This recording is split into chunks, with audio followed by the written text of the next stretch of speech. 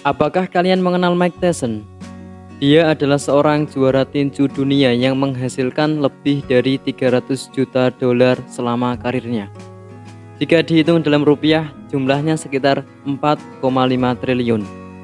Namun ironisnya, Tyson pernah mengumumkan kebangkrutannya dan memiliki utang sekitar 300 juta dolar atau sekitar 450 miliar rupiah.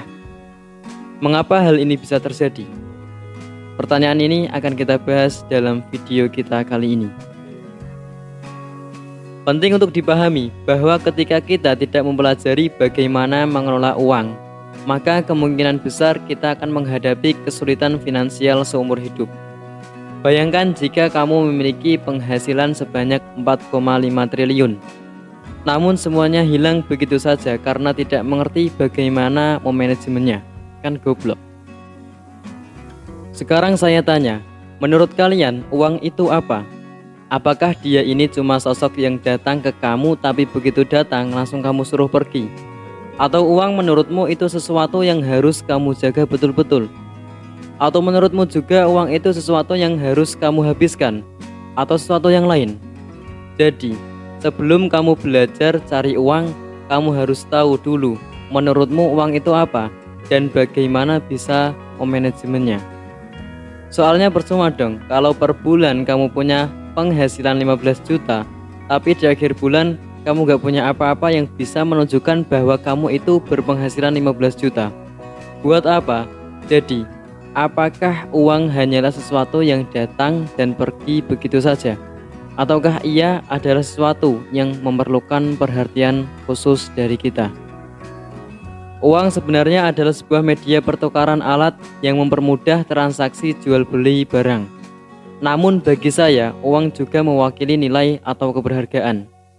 Contohnya, saat kita ingin membeli nasi Padang, kita memilih di antara berbagai warung nasi Padang, ada yang harganya 10.000 per porsi, sampai di tempat lain 30.000 per porsi.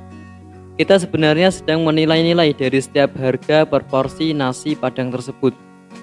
Oleh karena itu, memahami konsep ini sangat penting, karena kebutuhan finansial kita seharusnya didasarkan pada sesuatu penilaian atau value suatu barang. Pertanyaan selanjutnya adalah, bagaimana hubungan kita dengan uang? Bagi sebagian banyak orang, termasuk saya sendiri, uang masuk ke dompet dan perlahan-lahan menghilang. Ini berarti hubungan kita dengan uang sebagian besar berkaitan dengan pemasukan dan pengeluaran. Biar gak kayak Mike Tyson tadi, sebesar apapun penghasilannya, kalau manajemen uangnya buruk, pasti akan hilang, akan habis. Model seperti Mike Tyson tadi, ketika dia pengen nasi Padang yang harganya 10.000 sampai 30.000 per porsi, dia akan nyari yang 300.000. Apalagi mereka yang kecanduan slot. Rata-rata masing-masing mahasiswa atau mereka yang gajinya menengah ke bawah, mereka dapat uang 4 juta. Awalnya mungkin cuma deposit 200.000 atau 400.000, tapi lama-kelamaan depositnya ini bisa sampai 2,5 juta penghasilannya sendiri. Kan gila. Jika kita menemukan diri kita terjebak dalam lingkaran keuangan yang sulit, penting untuk segera keluar dari situasi tersebut. Cara pertama adalah dengan memahami sepenuhnya pengeluaran kita, mulai dari biaya tempat tinggal hingga biaya hiburan. Setelah itu, kita dapat membuat anggaran dan menetapkan target untuk mengelola pengeluaran dengan lebih baik. Dengan cara ini, kita dapat menghindari pemborosan dan bahkan menginvestasikan uang sisa untuk masa depan kita. Oke, sekarang kita masuk ke pembahasan untuk meningkatkan income kita. Yang bisa kita lakukan pertama, jalur bisnis. Jalur paling cepat untuk dapat uang. Caranya simpel, kita breakdown. Kamu pahami market, cari permasalahan di dalam market tersebut, cari solusi dari permasalahan itu, lalu jual solusi itu untuk ke masyarakat luas. Itu jalur bisnis. Tapi nggak semua orang mau dan mampu di jalur ini. Kedua, jalur investasi.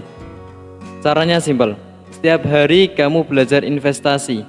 Setiap bulan, uang sisamu kamu masukkan ke instrumen investasi yang sudah kamu analisa. Kalau untung, kamu bisa tarik. Kalau rugi, kamu bisa manajemen resikonya. Cara ini mudah dan bisa dilakukan oleh siapapun. Satu hal yang perlu diingat adalah pentingnya memiliki dana darurat sebelum berinvestasi atau membuka bisnis baru. Ini akan memberikan jaminan finansial di saat-saat darurat. Jadi kesimpulannya, pertama, kamu harus mengerti dirimu dan pola konsumsimu untuk menekan pengeluaranmu. Kedua, kamu harus menentukan budget atau budgeting. Ketiga, uang sisamu kamu gunakan untuk mencari jalur lain dalam menambah pemasukan atau income kamu. Simpelnya sih kayak gitu. Kalau prakteknya kembali lagi ke kalian masing-masing, mau apa enggak. Ingatlah nasihat bijak ini. Lebih baik belajar cara mendapatkan uang secara konsisten daripada mencari cara mendapatkan uang dalam jumlah besar namun tidak teratur.